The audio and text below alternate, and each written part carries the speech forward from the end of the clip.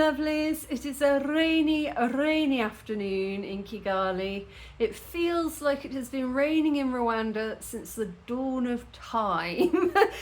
We had no short dry season this year, so it just feels like the rain has just been coming. So because I can't go out exploring on my bike, I thought I would brew up some tea and do a reaction video because I haven't done one for a while. And I've got a video that I've had my eye on for a bit called The Don'ts of Rwanda by Wolters World. And this is somebody who visited Rwanda and is giving some advice about things not to do when you visit. And the video is about 4 years old, so I thought it would be interesting to take a look at it and see whether or not the advice from 4 years ago still holds up today. So let's get into it. Hey there, fellow travelers. Mark here with Wolters World, and today we're here in Rwanda. We're actually just outside the volcano. I love how Americans say Rwanda. Rwanda. We're in Rwanda. I don't know. It's nothing wrong. It's just a very different accent to Rwanda. National Park. That's where you go trek with the gorillas. Yeah, it is a fantastic. Sorry, it also makes me think about at the moment a lot of people are talking about Qatar, and I've noticed Americans have a real internal issue about whether it's called Qatar or Qatar. I've never heard it called Qatar. When I started watching it on the news and people were going Qatar, Qatar, Qatar, I'm like, where's Qatar? But we'd call it Qatar, but as well that sounds a lot like phlegm in the throat, like the Qatar, the tar. Anyway.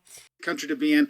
We've loved our time here. There's so many things you want to do when you are here, but today we're not going to focus on the do's. We're going to focus on the don'ts. And today we're going to talk about are the things you don't do as a tourist when you do come here to Rwanda, okay? And the first don't I have for you is kind of a one that kind of surprised me when I was flying in, and that is actually plastic bags. My bingo card says plastic bags. Don't bring any plastic bags. What do I win? What do I win?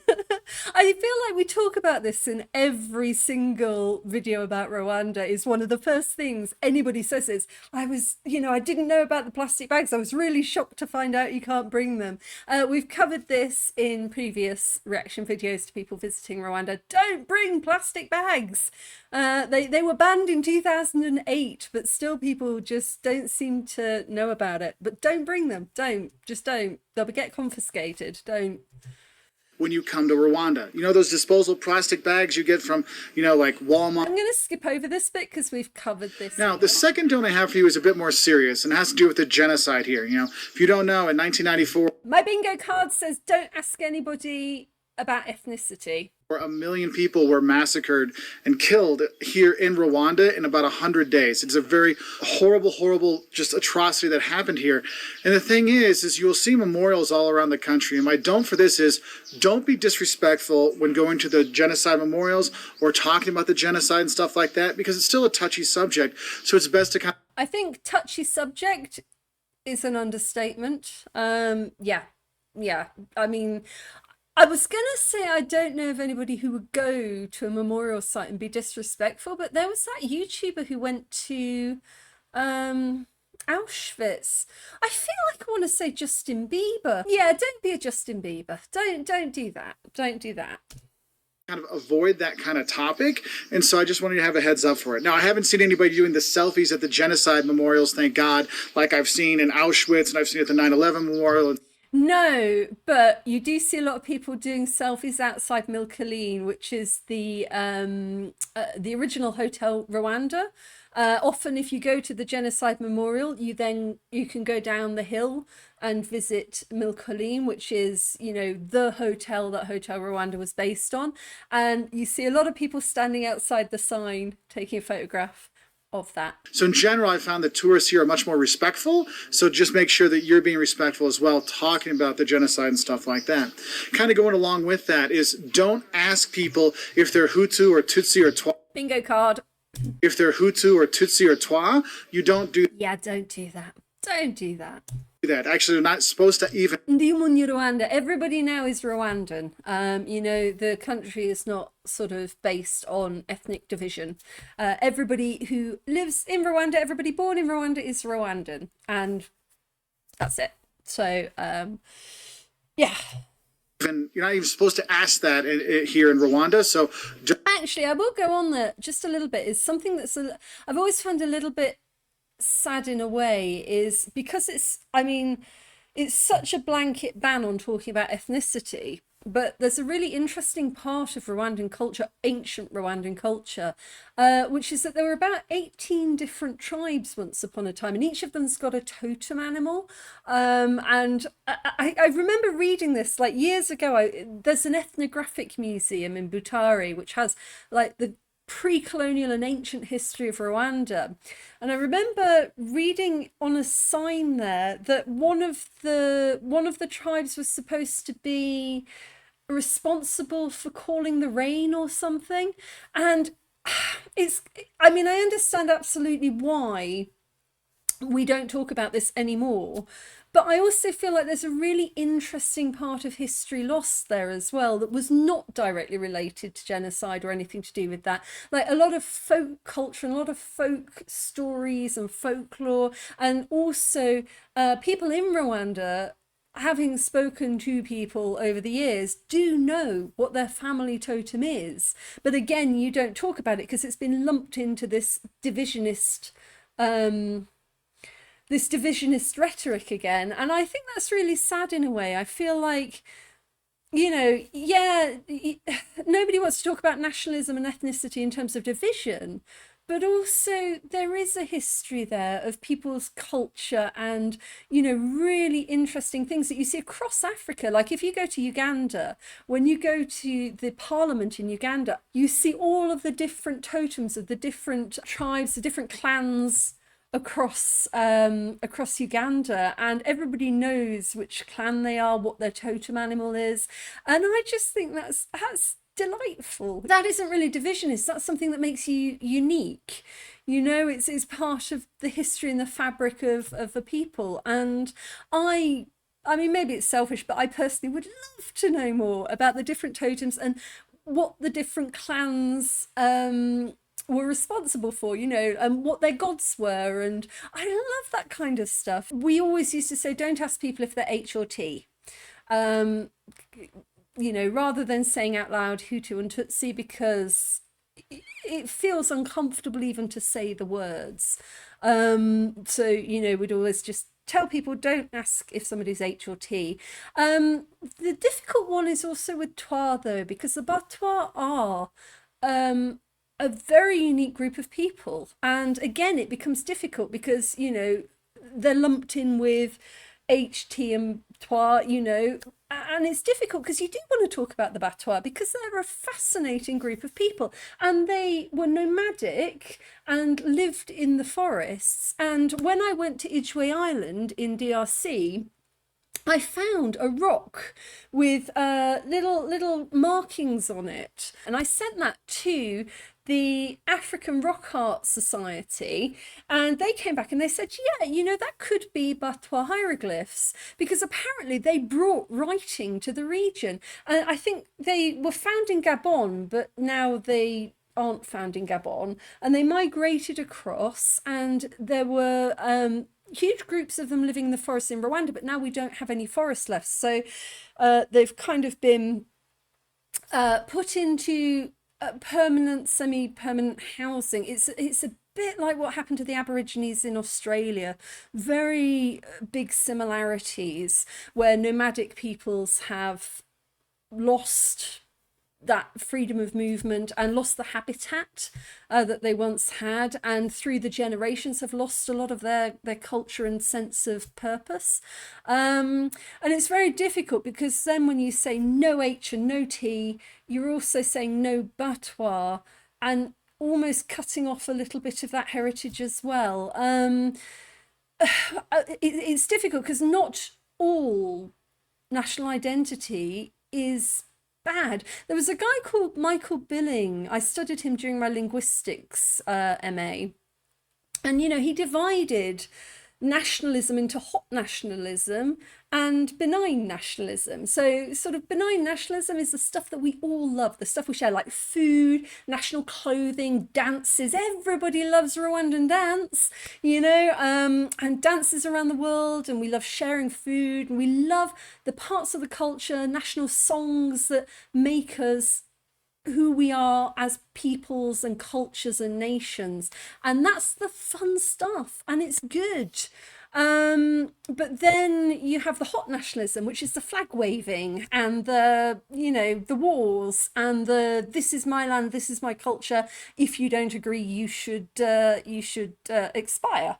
That kind of crap, and nobody likes that kind of crap. And we're seeing a huge rise in it at the moment in many countries around the world, many that you wouldn't have expected it from, but are going at it full throttle. And I do feel like in Rwanda, I fully understand why we cut out all forms of ethnic identity, because I mean it went really badly wrong in 94 when hot nationalism just took over, and it was horrific, and the consequences of that are still very much felt today.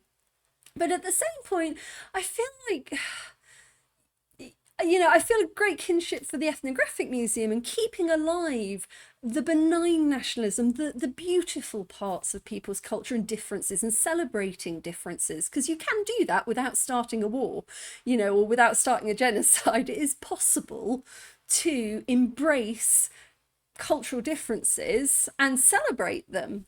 And I think the totem animals is one that I would like to know more about. But again, even when you ask about totems and clans, you still get met with that silence of we're not allowed to talk about it. And I think that part of it is a little bit sad, because I think that would be really interesting to know about. And I don't think it would cause any massive harm to anybody to do so. But then that's my naive foreigner's opinion on that one. But tell me why I'm wrong. All right, carrying on. Don't do that. So my next don't for you is don't litter. When you come here to Rwanda, you will see the streets. They are sparkling clean. Like, we could have lunch on the street. No, yeah, okay, yes, don't do it. But you saw my face there. I just had the exact same reaction that I did when the other lady, there was an American lady I was reacting to, who also said this. And if you watch that video, I'm going to say the same thing here. When I first came to Rwanda, it was so common. You'd be sitting on a bus and somebody in front of you would finish a carton of a Kivuguto yogurt or a bottle of Coke, and wherever you were, whether you're in a town or whether or not you're in the countryside, they'd wind down the window and they'd throw the bottle out of the window for somebody else to deal with. People here do litter, but there's also a complete army of street cleaners employed to just pick it up the minute that anything's dropped. Exactly right though, what he's saying, don't litter, just don't do it. But also, slight complication, there are no public litter bins either. So there isn't anywhere to put your litter whilst you are not littering. So you just need to put everything in your bag, take it back to the hotel and put it in a bin when you find one. No problem. And you as a tourist need to know that you don't litter here because the streets are super clean. I mean, they have one day a month. The last Saturday of every month is actually dedicated for everybody in the country to clean up their communities. It's beautiful. It's called Umaganda. Again, I've spoken about this in a previous video. I will leave the link below if you want to hear more about it. But Umaganda is, National Community Service Day, when local communities decide on whatever project they're going to do, like dredging streams or picking up litter or building houses, things like that. And everybody gets together and does that. It's wonderful. And it means the streets are super clean. So don't litter. But I guess I need to tell you this is, don't eat while you're walking around because you're not. Yeah, that's a big culture shock for most people. We do not have a street food culture here. It's considered to be unclean. It's considered to be disrespectful in a way as well, because there's an awareness that not everybody has so much money. So it's the done thing is to go into a cafe or a restaurant and to sit down and to eat, not to walk down the street sort of eating your food, sort of. It's an interesting one, and it's one that I think a lot of people find interesting when they first come here. But yes, don't walk and eat at the same time. Find somewhere to sit down and eat. Not going to see a lot of garbage cans either, so you're going to be carrying stuff with you. So eat at your hotel or at a restaurant and keep the stuff there, then go out and enjoy the wonderful people and wonderful nature here. But don't litter. Let's keep it beautiful here. Now, my next don't for you has to deal with the water, and you do not drink the tap water here in Rwanda. It is bottled water only, and what's cool is I challenge that. I do challenge that. I mean, yeah, don't drink it. Having said, no, don't drink it. I have drunk it. In Kigali, the water that comes out of the taps in Kigali is technically supposed to be drinkable. I have drunk it on a couple of occasions when I have been desperate and had no bottled or filtered water left. I have done it and I've been okay, but I have the stomach of a Rwandan. I've lived here for so long now that my tummy's just like, yeah. Outside of Kigali, absolutely 100% don't. And if you're visiting, 100% don't. But what I'm challenging here is that you can brush your teeth with it. I don't know anybody who's got sick from brushing their teeth with water, at least in Kigali. Don't take it out of a lake. Absolutely don't take it out of a lake. We have all sorts of nasty pathogens in lakes. But the water from taps in most houses in Kigali is heavily chlorinated. Sometimes you'll turn it on and it'll be like, oof, you can smell the chlorine. If you're going to drink it, always filter it. Always filter it or boil it or buy it in bottles. But you can brush your teeth with it and you're not going to get sick having a shower. Bottled water is everywhere. I mean, sites had it, stores had it, non-food stores had bottled water. So you can get it. It's super cheap too, so that's really nice. I mean, the water here, you don't even want to brush your teeth with. You know? I disagree with that. Your water here you can brush your teeth with. Am I being ridiculous? I've always brushed my teeth with the water. I've never been sick from it. I mean, yeah. Most of the hotels will actually give you like, tell me if I'm wrong, a bottled water in your rooms so you can brush your teeth with the bottled water. Okay, so don't drink the tap water. Stick to the bottled water. Now, a fun don't I have for you is don't be too posh for a Moto Taxi. If you're not sure what a Moto Taxi is, when you're here, you'll see all these motorcycle guys. I don't think it's a matter of being posh. It's just I know that when I first came to Rwanda from the UK, I had never sat on the back of a motorbike. And most people in the UK, unless you are a biker, you have never sat on the back of a motorbike. It's just not a form of transport that most people do. We don't have public motorbikes in places like the UK. Sadly, our weather wouldn't cope with it. It rains so much there, it would not be a pleasant experience. But yeah, just growing up, I'd never been on a moto before, so it wasn't that I didn't want to, but I was a little bit afraid, you know? I wasn't sure what it would feel like. I wasn't sure if I'd fall off the back. I wasn't sure what to hold on to. And luckily, when I first got to Rwanda, because I came with a big cohort of people, my friends taught me exactly what to do. They put the helmet on my head and strapped it on. My friend Martine did that, and then, you know, got onto the moto, and you know, they took care of me, and I had my first moto experience, and after that it was fine. But it was terrifying the first time, you know, I didn't know what I was doing. But I've done a video here. So if you're visiting Rwanda and you want to give it a go, check out my video on how to take a Moto Taxi. And yeah, don't be afraid of it. Just, you know, hold on tight to the back rail and, or something. Yeah, for me it wasn't about being too posh. I was really excited to try it, but I was also a bit worried about doing the wrong thing or causing an accident or something like that. So anyway, the Moto Taxis are motorcycle taxis. Yes, you can take a motorcycle taxi just for you going around. And yes, they'll have a helmet for you, don't worry. And the thing is, this is the country of 1,000 hills. And it's not little hills, it's steep hills and stuff like that. So when you look in your guidebooks and you look on your maps and it looks like, oh, that place is close, it might be close this way, but not close because you have to go down. That is something that you do need to know is if you're here for a bit, there are 5 different ways to get to any one place in Kigali or Rwanda.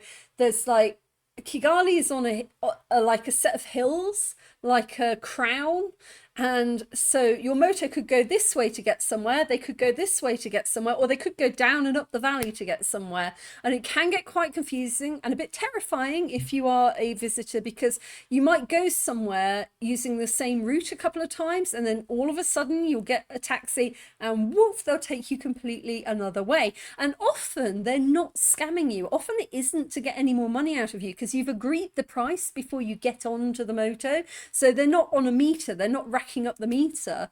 It's just that there are about 5 ways to get to any one point in Kigali, and maybe they just know a different way. So don't panic too much. Don't panic too much until you find yourself in Gisenyi. Then panic. And now, when you're driving around the Moto Taxi or you're going around town, you're going to see tons of people walking on the streets with their bikes and all kinds of stuff. People pushing, their bike full of, potatoes and stuff like that, or maybe construction equipment and things like that. Or you'll see ladies carrying big jars on their head and stuff like that. And you're like, wow, that's really cool. I want to get a picture of that. Or the beautiful children that are just running around and so happy and waving at you. Oh, I want to get a picture of the people. Well, my next note for you is, don't just take pictures of people. Make sure you ask beforehand, hey, is it okay? I feel very hypocritical commenting on this as a YouTuber. Yeah, you know what? This has changed so much over the years, so much over the years. When I first arrived in 2007, you really had to be careful. I remember being at Solo Luna, which is this Italian restaurant in town, in Kisimenti, and I was out with a group of other volunteers. We'd had a really lovely night. I can't remember. I think it was somebody's birthday. And we took a photograph, and all of a sudden you heard this screech of chairs pushing back. And suddenly a couple of really big guys were right in front of us, very, very upset. And what we hadn't even realized is we'd lined up the photograph and they were sitting at seats just behind. And they were in the photograph, but, we didn't even register that, but they were so upset. And it's like, we're not taking a photograph of you even, but they were so angry. What it used to be about was that some people, well, how do you say it? Well, a lot of people had done a lot of things that they really weren't proud of. And there was a slight, I suppose, pathological fear of being photographed, or, people were very edgy about appearing in photographs, and that is fair. If you don't want to be in a photograph, you don't want to be in a photograph. That's totally fair. But over the years, it has really started to relax a lot, because there is a whole new generation of people. Anybody under the age of 30 now didn't live it, and therefore they're part of another generation who are really into technology and photographs. And young people in Kigali are taking photographs of their food and uploading it to Instagram just like everybody else. So there's a lot more relaxation about it, but still, don't take any photographs of government buildings. Do not take any photographs of police. Do not take any photographs even oh God, I'm going to say, my friends came to visit and we went to Nyungwe Forest, which is supposed to be this really, big tourist attraction. Is you go down into the rainforest, you can do these activities.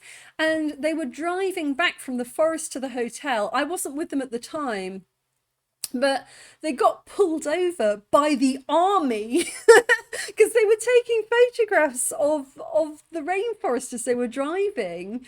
And there are so many military in that forest. It's unbelievable. Like, you're driving through Nyungwe Forest and you just see processions of soldiers going past, like every 5 feet, and they're wearing camouflage. So you don't always see them. But, if they clock you with a camera, they will pull you over. They couldn't have looked like tourists more if they'd tried, sort of hanging out the window, like taking photographs, wearing a hat and shades. Like, they're clearly not a military threat. And I kind of feel like, Rwanda promotes Nyungwe so much as a tourist destination. So let it be a tourist destination. You can't mix military operations and tourism and expect that to go well. I just find it funny. I find it very, very funny, because they came back and they were like, They were freaked out. And I've had interesting experiences like that as well. Don't be afraid. The police and the military here are really chill. All things considered, but they might tell you to stop photographing or, not to photograph something. Don't be afraid of them. They're generally quite calm. But yeah, it's a very difficult balance at the moment, because on the one hand, you've got a whole young generation who's wanting to video, they're wanting to photograph. And on the other hand, you've got sort of a massive army and a very sort of top-down approach to what people can and can't do. And so I think Rwanda's finding its balance at the moment, and there's a lot of negotiating to go on there at the moment. On individual level, yeah, just ask people, but most of the time you'll usually get you usually get three reactions. You'll get a no, or you'll get a sure, no problem, or you'll get a sure, no problem, give me 1,000 or give me money. So sometimes people will ask for a little bit of money for a photograph. Sometimes people will be very happy for you to take photographs, and other times people won't. So yeah, it's a good idea to ask. I think generally the rule of thumb, though, if you're walking around a big public space, like you're walking around the center of Kigali, I think it's fine to take photographs and stuff. I think it's just if it sort of centers on one specific person, then that's important to ask. Okay, if I take a picture, and don't be surprised, they may say, yeah, sure, and then they might want a little tip or something like that for them. It doesn't always happen, but it could happen, so just be prepared. Have some coins with you, to pay them and stuff like that. I think my next don't that would kind of... Yeah, I'd suggest like 1,000 francs is probably a fair enough exchange. Go along with the money kind of thing is, don't forget to bring new US dollars. They're taking a photograph outside Milkaline. What did I tell you? My bingo card is on fire right now. Don't forget to use newer US dollars. Wait, hold on. I need to back up and rewatch this. What's he saying about money? The money kind of thing is, don't forget to bring new US dollars, okay? Now, I'm not saying like brand new, crisp, clean... Don't bring dollars. Hold on, what? Go to your bank and get US dollars when you come here, because in the tourism industry, everyone will take US dollars, okay? Okay. Pay your tourism guys in dollars, but do not expect to be able to use dollars anywhere else for anything else. There is an exemption for tourist operators and tourism places that they can accept dollars, because at the moment our exchange rate is all over the bloody place. So most tourist operators will charge in dollars because that's a more stable kind of exchange. Well, it was. I don't know how much longer it will be, given everything that's going on. But pay your tourist operator in dollars. If they're asking you to pay in dollars, do that.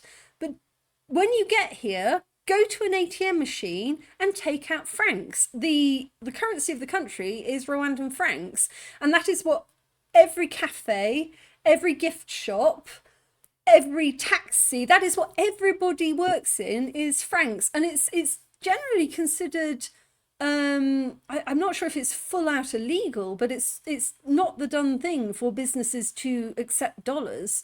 Everything is supposed to be listed in Rwandan francs. So fine, big ticket items like your safari and I don't know, your big ticket tourism items, sure, pay for those in dollars, but take out a fat wad of francs when you get here from any ATM, because that's what you're going to need to navigate day-to-day life. The thing about modern crisp USD, it was definitely a big problem 10, 15 years ago. I don't know how much of a problem it still is, but there was a period in history when there were a lot of forged USD banknotes, and so it used to be that most countries across Africa wouldn't accept older USD notes because there was a much higher chance that they would be forgeries. So do make sure that your USD is at least within the past couple of years if you can. But again, you're not going to be paying for stuff in dollars. I mean, anything in dollars you can pay by card, just pay that by card. Make sure you have francs for every day. Otherwise, that's going to get problematic. Okay, but if you're going to go to some of the smaller stores, we're tipping people for a photo. Not some of the smaller stores, all all of the stores are francs. Like, this is not a USD country. It isn't.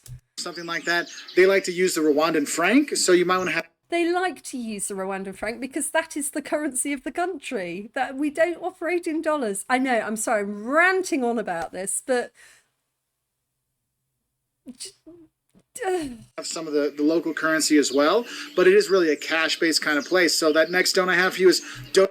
Nowadays, actually, it's not that much of a cash, but you can pay for most things by card nowadays in most shops, at least in Kigali. And hotels. Although, to be fair, the network does go out occasionally, so it's a good idea to have enough cash in your pockets, because sometimes when you go to check out, the network isn't working, the point of sales machines can't do their connecting thing. Now, another thing I should talk about is when you're walking around and you're seeing all these people, walking on the streets and stuff like that, you'll see the women are dressed amazing. They have some of the most beautiful dresses I've ever seen in the world, and you'll see people dressed pretty well. And the thing is, you as a tourist, a lot of times when people think, I'm going to East Africa, I'm going on safari, I need to wear safari clothes every single day.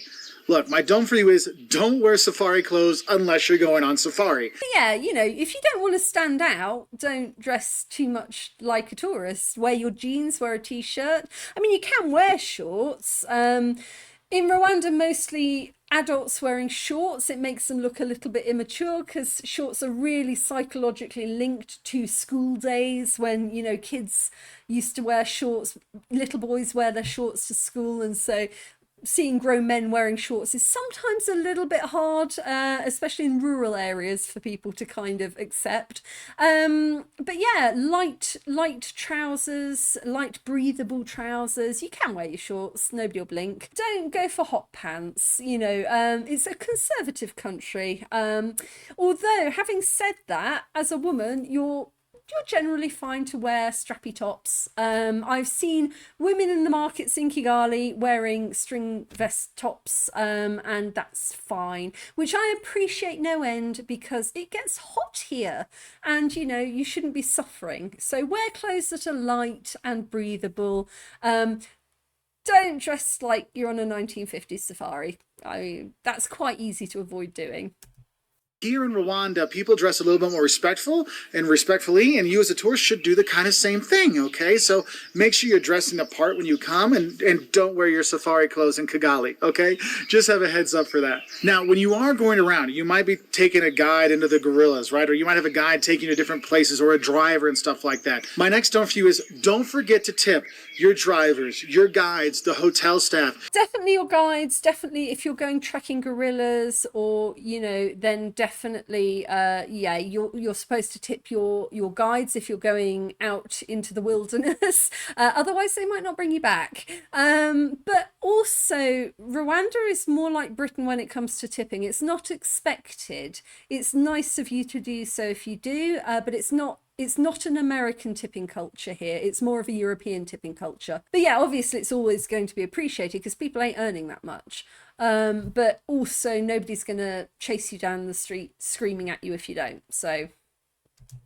Now, my next don't for you actually has to deal with if you're here near the Volcano National Park and you want to see the gorillas, don't think you could just show up and go to see the gorillas. You actually have to pre-book your trek there, and there's a limited number of spots every single day. Yeah, you book it through Rwanda Development Board, and you can do it yourself. If you're in Kigali, you can go over there and do it yourself.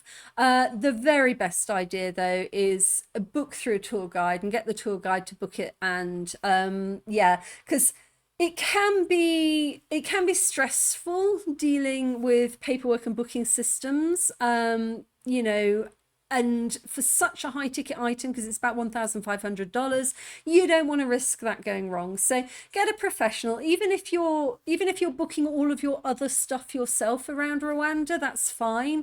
But for the gorillas, I would go with a professional tour guide and get them just to make everything work smoothly for you. I have a friend called Leandra who does tours. I'll leave his number below if you want to contact him. But yeah, book as far in advance as you can, because like he says, there are limited spaces. There's usually enough spaces, but you don't want to risk it. And especially if you're coming around Kwitazina, which is the naming ceremony each year for the baby gorillas, then it's going to get booked out fast. So just make sure that you give yourself enough time to book it. it for the dates that you want to go. And like I said, I would use a tour company for the gorillas.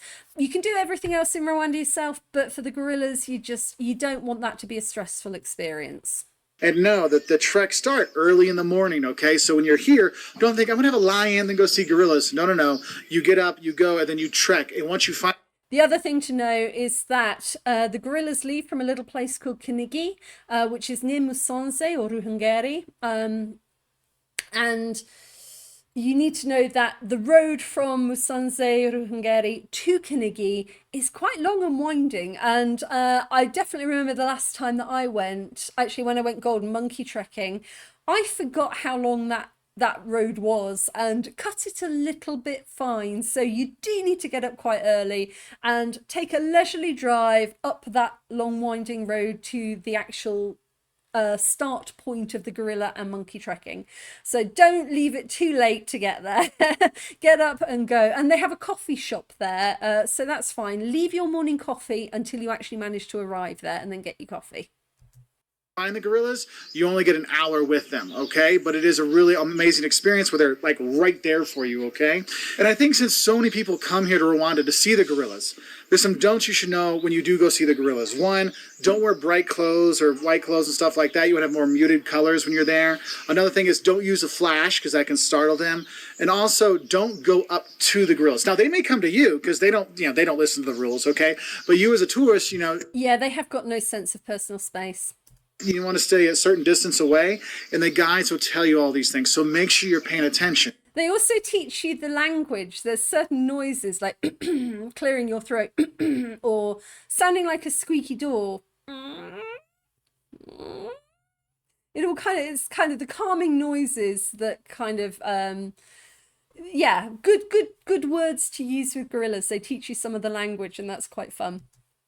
Now, you'll be safe seeing the gorillas. I mean, they haven't had any issues with gorillas and people, so that's a good thing. But I just want to give you a heads up.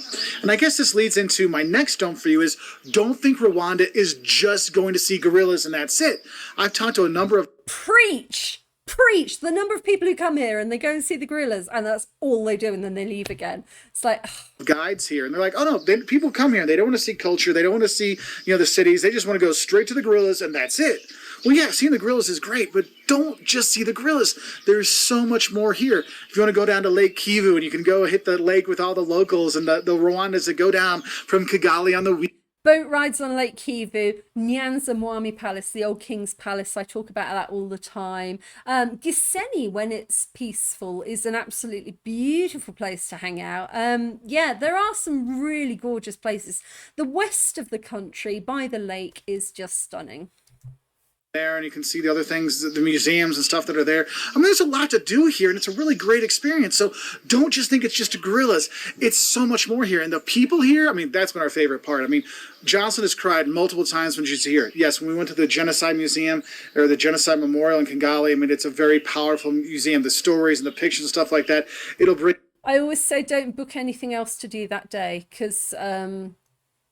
having been many times myself and having taken groups around it before, it affects people in different ways and it can really hit quite hard. And so sometimes instead of planning to do the memorial and lots of other things on the same day, give the memorial its own day and then spend the afternoon just relaxing somewhere by a pool with a beer and processing that, because I think it can knock you sideways a little bit and you need a bit of time to emotionally process that.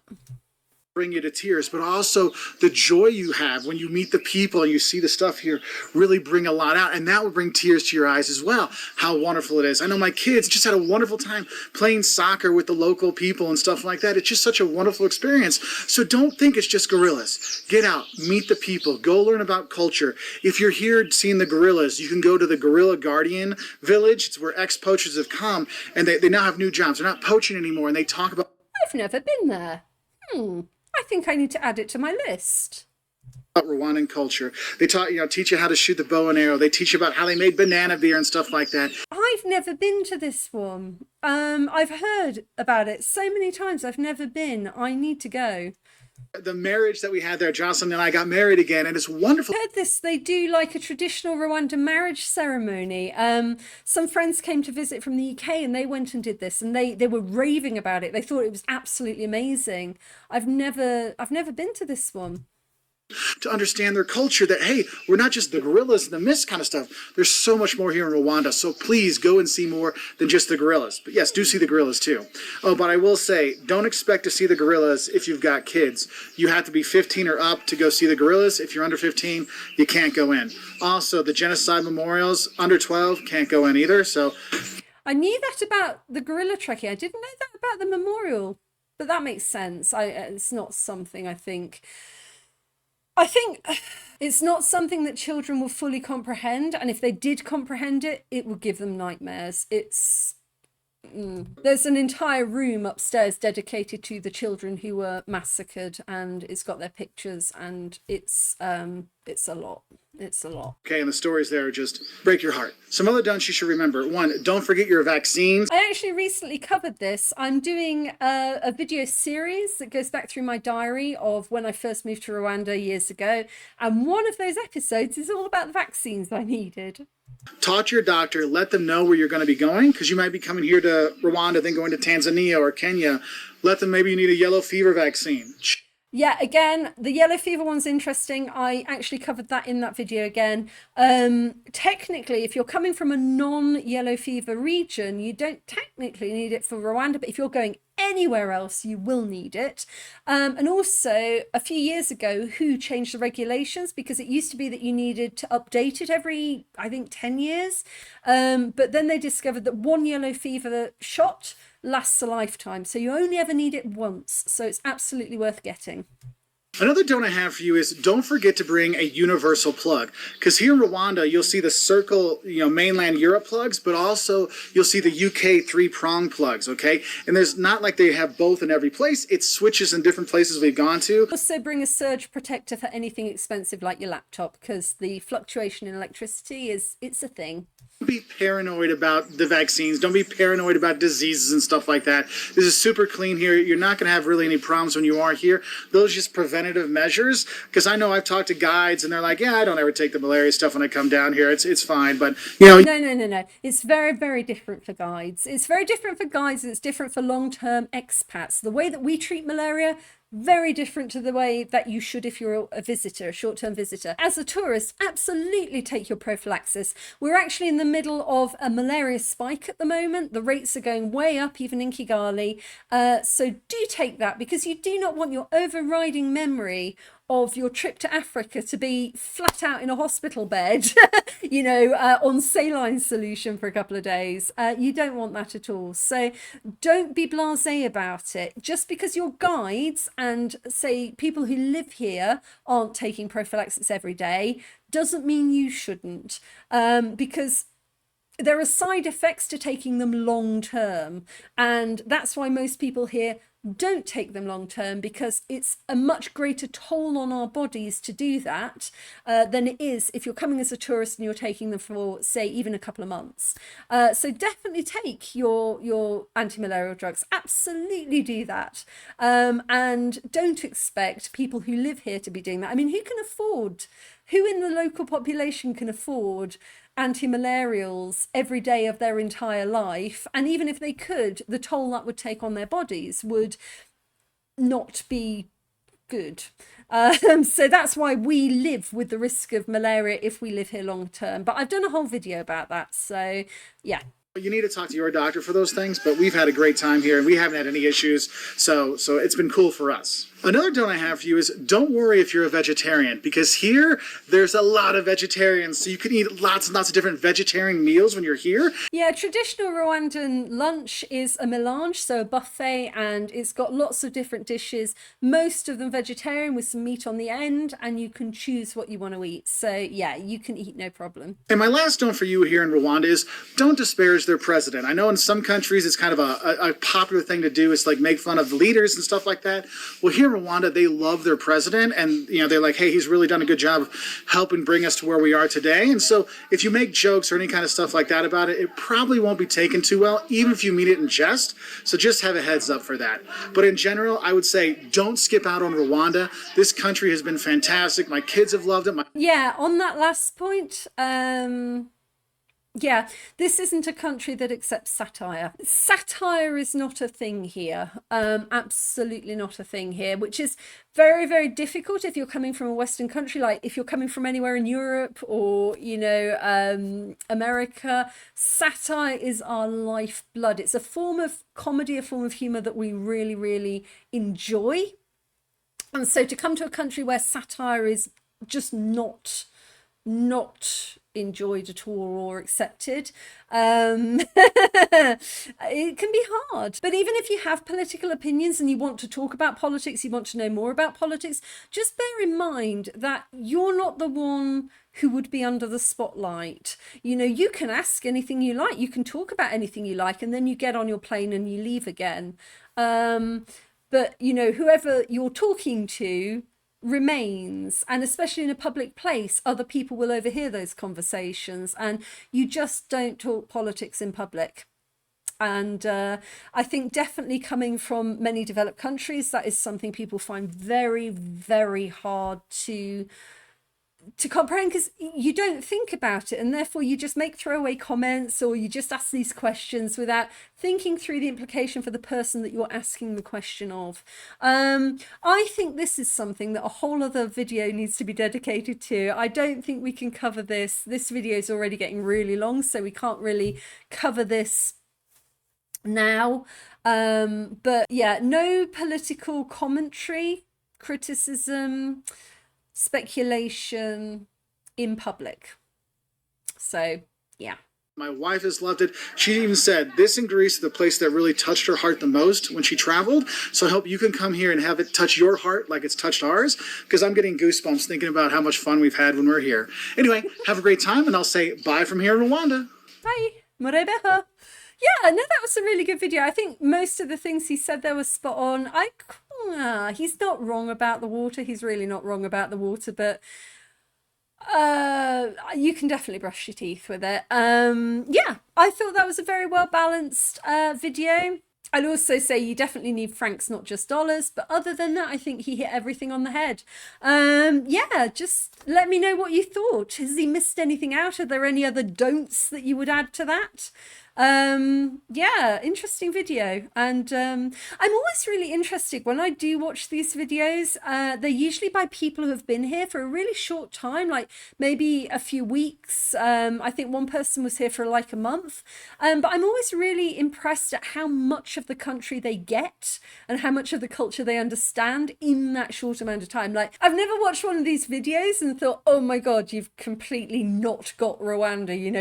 Where were you? Were you in a different country? I've never watched one and thought that the people making them were off the mark. Some really, really useful tips in there. So, okay.